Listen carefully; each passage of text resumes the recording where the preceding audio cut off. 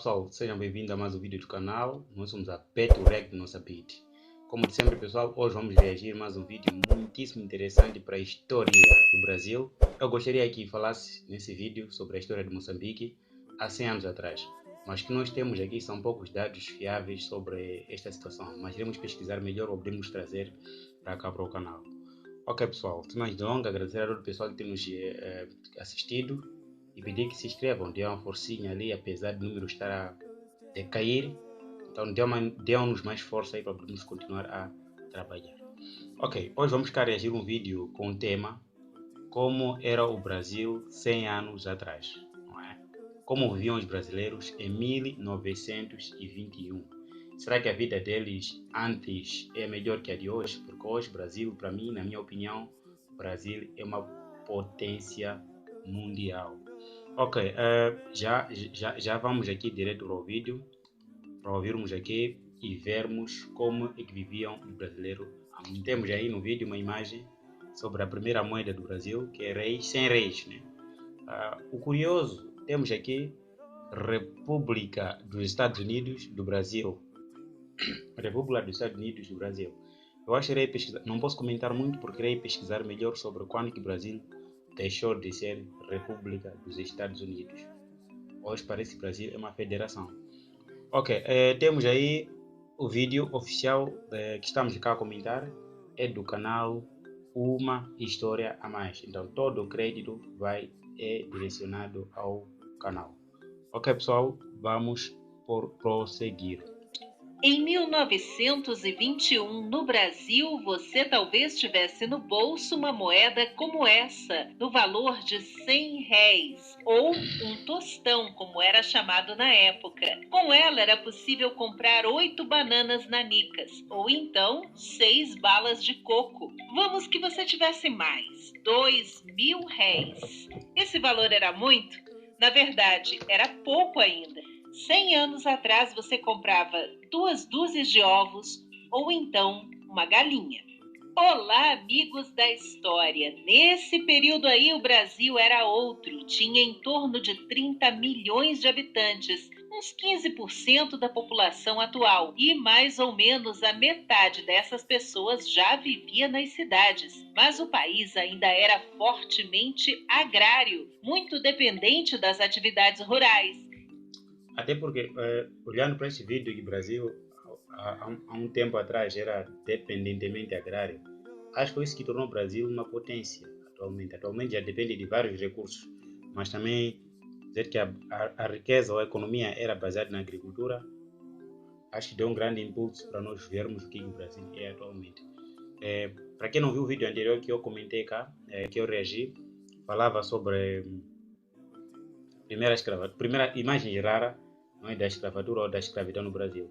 Parece muito dos trechos daquele vídeo falava sobre agricultura, né? Campos de produção, por aí, fazenda, essas coisas. Então, acho que essa história do Brasil ter a economia baseada no campo de cultivo é uma história muito, muito antiga. E com algumas terras ainda sendo desbravadas. A industrialização estava bem no começo. Mas será que a vida dos brasileiros de 100 anos atrás era assim tão diferente da nossa? Olha, a primeira grande diferença é que em 1921 a maioria, 80% dos brasileiros, eram analfabetos. Não sabiam ler nem escrever. Alguns mal... Eu acho que em todo mundo, a maioria eram analfabetos. Assinavam o próprio nome ou sabiam fazer algumas operações matemáticas, fazendo contas nos dedos, por exemplo. Foi nesse período que começou um grande clamor por transformações na sociedade, por educação para todos, com ampliação da escola primária e reformas educacionais. Naquela época ainda não tinha um sistema organizado de educação pública, como é hoje a rede de ensino coordenada pelo Ministério da Novo Manual de Língua Portuguesa. Da Educação. Os contrastes do Brasil eram, portanto, tão ou mais. Mas até as salas de aula são muito melhores que as nossas atuais em alguns países africanos. Está a ver uma sala de aula dos anos 1921 com qualidade, carteiras e tudo. mais acentuados do que atualmente. No Rio de Janeiro, que era a capital do país, enquanto a coluna social da revista O Malho, de 1921, trazia a foto de pessoas elegantes no clube ginástico português, a revista Careta... Nesta imagem não consigo ver. Já vi. Queria aqui dizer que não consigo ver um negro, né? Mas já vi alguns meninos de cor praticamente negra. Já vi alguns ali. Mostrava a distribuição de brinquedos para crianças pobres na Policlínica de Botafogo. Mas as propagandas faziam crer que o país estava em franco desenvolvimento. Ano de lançamento do Guaraná Champanhe, a última palavra em bebidas sem álcool da Companhia Antártica Paulista. Os grandes armazéns das Casas Colombo anunciavam as roupas e toucas de banho de mar para usar nas praias chiques, além de ofertas de automóveis de luxo para casamentos, passeios e excursões. Aliás, em 1921 começaram a ser montados os primeiros carros no Brasil. Muita gente aí curiosa, interessada em acompanhar de perto a fabricação de um automóvel em São Paulo. E um campeão de vendas, o então legalizado lança-perfume, perfeitamente aceito na sociedade, um símbolo do carnaval. Este da marca Ipiranga, que se gabava de ser melhor que o produto estrangeiro e os similares nacionais. Olha, até estou cá ficando calado, apenas observando, porque estou surpreso com tanta história, com tanta inovação. Em pleno 1921, né? Eu esperava que isso fosse já cá mais recente, mas estamos a ouvir tanta inovação, invenção de viaturas, as fábricas de viaturas, lançamento da champanhe, né? Lança-perfume. Isto é em 1921. Estamos a dizer que até nessa altura muitos países ainda estavam sob pressão colonial, não é? No caso dos países africanos, estavam sob pressão colonial. Mas o Brasil já estava lá já a montar sua primeira viatura. Por falar nisso, Protocolo foi o nome da marchinha do machixe de carnaval que fez sucesso no Brasil. Será que esta imagem é do primeiro carnaval brasileiro? Em 1921. Naquela época, assuntos políticos também viravam letras de música para os foliões. No ano anterior, em visita ao país, o rei Alberto I da Bélgica dispensou o protocolo e agiu como se fosse um cidadão comum. Até tomou banho de mar em Copacabana e inspirou uma composição que dizia: o rei Alberto, ao pisar este solo, mandou às favas o protocolo. O rei Alberto, ao pisar este solo, mandou às favas o protocolo. Conquistou logo com feliz maestria os brasileiros a simpatia. Assim, Alberto I, ao mundo inteiro, deu uma lição. Mandou a identidade com pirueta da tentação. E ele? Eu acho que esse brasileiro já partiu de muito tempo, né? Bom senso de humor, eu acho. Tudo torna brincadeira. Já produziram uma letra para o Alberto I. Este era o visual dos Arcos da Lapa, no Rio, em 1921. Arcos da Lapa. Eu vi essas imagens numa reportagem. Eu acho agora o local está infestado de traficantes, né? Está infestado de traficantes. Vi numa reportagem que lá eles picharam, escreveram muita coisa nas paredes e tal. Não sei se estou cá errado, mas parece que são essas harpas que vimos cá em algumas reportagens brasileiras. Quando da visita do rei Alberto. No mesmo ano, a cidade assistiu a uma grande ressaca do mar, que virou notícia na época e rendeu muitas fotos, como esta, na Enseada da Glória, ou essas aqui no Leme, mostrando o estrago do avanço da água.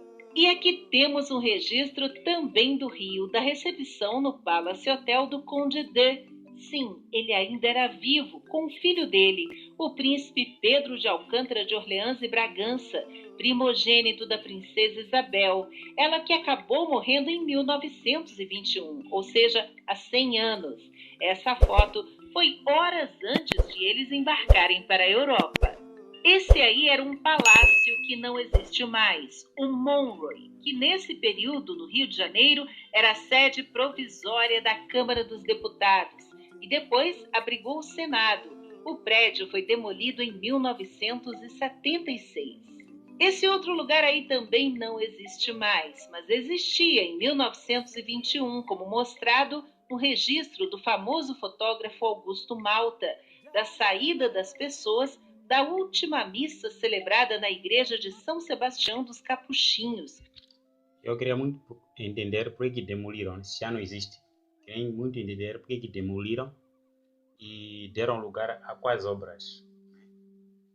Demoliram ali e queria que tivesse uma informação fiável, o que construíram, né, neste espaço em que demoliram estas obras. Porque essa igreja foi destruída quando o Morro do Castelo, onde ela ficava no Rio, foi demolido numa reforma urbanística. Ah, sim, agora entendi. Tem que ter uma informação completa, né, sobre os factos. Enquanto isso, em São Paulo, essas são imagens da época dos mercadinhos nos baixos do viaduto Santa Ifigênia, além de diversas cenas das... Estas imagens, estas cenas desses mercados parecem mais cá. Nós até hoje usamos esse sistema de mercados. Quer dizer, um apêndice, não sei se pode chamar de apêndice, alpendre, certo? Um alpendre, e aí improvisado, colocamos lá uma mesinha e pronto, vendemos. Então, esta já era a prática de 1921. Agora parece que deu espaço aos famosos camelôs, né? Feiras livres na capital paulista. Também em São Paulo, a edição do dia 25 de maio de 1921 do jornal Folha da Noite comemorava o aumento do preço do nosso café em outros países. Dizia a notícia: a feliz e oportuna intervenção do governo no mercado de café brasileiro já produziu os resultados no exterior que todos os entendidos esperavam e que não poderiam demorar. Em Nova York, no Havre, em Londres, o preço subiu. As operações de defesa do principal produto do Brasil vão se fazendo com êxito e segurança. O comprador do governo só adquire café já classificado, de 7 para tipo superior e pronto para embarque. O presidente da República em 1921 era o paraibano Epitácio Pessoa. Epitácio Pessoa. Que nome? Epitácio. Político que também foi magistrado, diplomata, professor universitário e jurista. O governo dele foi marcado por revoltas militares que chegariam ao ápice 9 anos depois, na Revolução ou no golpe de 1930, que levou Getúlio Vargas ao poder. Ainda na política, começava naquela época o debate sobre a sucessão presidencial, que no ano seguinte teria o mineiro Arthur Bernardes como vencedor eleito, mesmo em meio a notícias divulgadas em 1921 de cartas supostamente falsas atribuídas a ele nos jornais contra Nilo Peçanha, ex-presidente candidato da oposição, e contra o Marechal Hermes da Fonseca, outro ex-presidente. Eu acho que a guerra política no Brasil já é uma coisa muito antiga, né? Porque até hoje temos ali conflitos. Sai Lula, entra Dilma, sai Dilma, entra Bolsonaro, e Bolsonaro também está na correria e tal, né? Temos que acompanhar que parece metade dos brasileiros, quando se trata de Bolsonaro, falam muita piadinha a respeito dele. Eu acho que o Brasil nunca gostou de ter um presidente, digamos, porque tem que ser um presidente que agrade a todos, e o número da população brasileira é muito maior para ter alguém que agrade a todos, né? Então estamos cá a ver que a guerra já é muito antiga. Desde Epitácio Pessoa até então, parece que só foi troca atrás de troca. Será que já tiveram um presidente melhor que os brasileiros gostariam e apoiaram? Não sei, irei investigar melhor isso. Representante dos militares, o que gerou um grande escândalo e iniciou uma crise, a política sendo política em 1921. Mas quem não quisesse saber sobre as intrigas do poder podia apreciar a imagem da popular atriz de cinema Bibi Daniels, capa da revista Cena Muda, cena escrita com SC no início. Ou então conferir na galeria do Jornal das Moças a senhorita Baby de Castro, ou talvez Babi de Castro, que aparecia com destaque como fervorosa adepta do Clube de Regatas Vasco da Gama. Mas em 1921, Olha, as mais antigas do futebol são muito engraçadas. Eu acho que esse CR deve ser a equipa do Flamengo, né? Se cá não estou a fazer confusão. Dá para ver o CFR ali, que é Flamengo, eu acho. Mas o que me chama a atenção nessas imagens antigas é a indumentária em si. As botas, as chuteiras como usam, as chuteiras, as meias, muito engraçado. Flamengo foi bicampeão do Campeonato Carioca, com destaque para o goleiro gaúcho Kuntz. Aliás, no Rio Grande do Sul, o Grêmio foi o campeão daquele ano. E em Belo Horizonte, o estádio Prado Mineiro foi o palco do primeiro clássico entre Atlético e Cruzeiro, então chamado de Palestra, em 17 de abril de 1921, no confronto de estreia de uma rivalidade que já dura... Eu acho que nessa altura o futebol era futebol, né? Por isso que não havia muitas histórias como existem agora. Tanta regra, até tirar graça. Tanta linha de fora de jogo controlada, vídeo árbitro, né? Muitas outras coisas. Parece que até tirar graça do futebol. Mas nessa altura, a bola no pé só termina com o apito. Acho que até uma vadeira ali, valia tudo ali. Até é possível mão de Deus de Maradona. 100 anos. E nas arquibancadas do Parque Antártica em São Paulo, homens de chapéus se espremiam para ver o Palestra Itália jogar, o futuro Palmeiras. Os chapéus eram acessórios obrigatórios para homens e mulheres, contrariando o gosto de uma certa revista chamada A Máscara, que comparava com nostalgia a moda do fim do século XIX com a então atual de 1921, destacando como eram nobres as fidalgas do tempo da velha monarquia, com aquela silhueta de talho fino e apertado. Mas Por que o chapéu era de caráter obrigatório? Por que a lei obrigava a população a andar de chapéu, tanto homens como mulheres?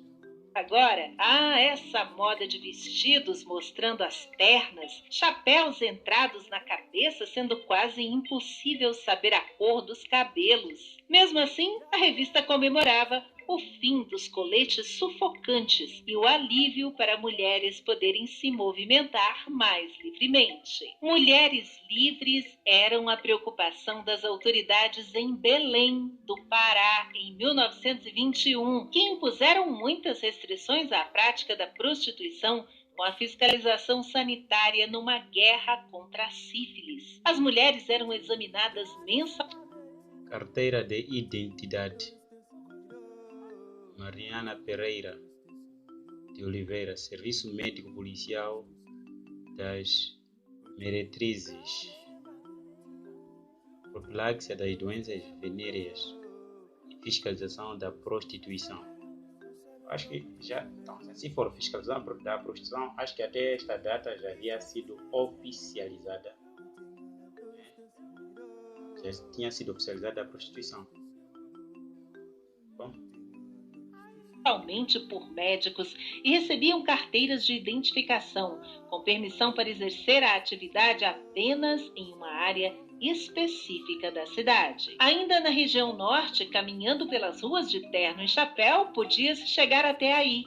o Mercado Público de Manaus. E no Nordeste, esse era o velho Mercado Público do Recife, em 1921, onde no centro da cidade podia-se encontrar prédios tão altos como esse. Já em Alagoas, o jornal de maio daquele ano dava notícia de um ataque dos cangaceiros ao povoado Paricônia. Por aquela região já se divulgava o confronto entre os policiais da Volante e os bandoleiros do sertão. Um deles, ainda jovem, lideraria um bando que seria conhecido como Lampião.